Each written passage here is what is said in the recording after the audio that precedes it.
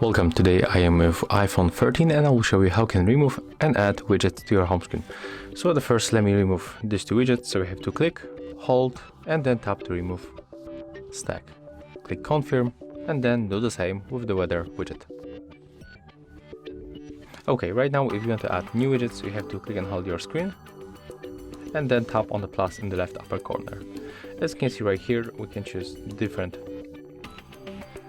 widgets. I'm going for this battery status. So you have to click once and then you are able to choose the different theme of the widget. I'm going to stay with this one. Click to add widget. And as you can see right now, we can put this widget wherever you want, for example in this place, in the right upper corner. And then click done to confirm. As you can see, that's all.